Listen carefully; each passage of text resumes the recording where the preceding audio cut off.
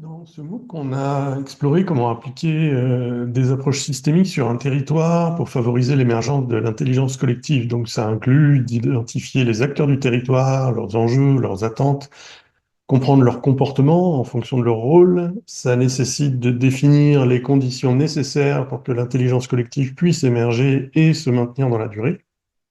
Travailler sur une posture d'intervention qui privilégie l'observation, l'écoute et le soutien à l'autonomie des acteurs, et créer des espaces où chaque agent du système peut utiliser son pouvoir d'agir et trouver les ressources nécessaires pour se développer.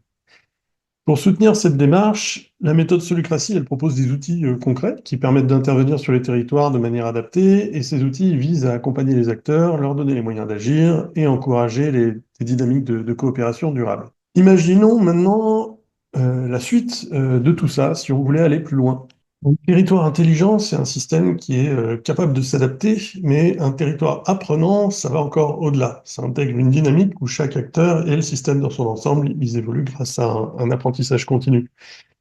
Cependant, les informations locales, bien qu'elles soient cruciales, elles circulent souvent de manière assez fragmentée et superficielle via les réseaux sociaux, des conversations informelles, etc. Ça limite la capacité des acteurs à se nourrir mutuellement et à agir en pleine connaissance des enjeux. Si on s'appuie sur la théorie de l'apprentissage social d'Albert Bandura, on sait que les comportements, ils se développent en observant et en imitant ceux qui nous entourent.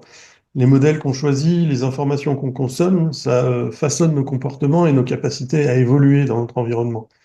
Et pour encourager des comportements utiles et adaptés, il serait crucial d'offrir à la fois des modèles inspirants et pertinents, de créer des espaces où les acteurs peuvent partager leurs expériences et apprendre les uns des autres, et mettre en place des communautés apprenantes sur des territoires ciblés pour favoriser l'échange d'expériences et l'adoption de pratiques innovantes. Ces espaces apprenants, ils doivent être conçus pour connecter les acteurs entre eux et permettre un transfert fluide des compétences, qu'il s'agisse d'optimiser les ressources, de développer des outils collaboratifs ou de répondre aux besoins spécifiques du territoire.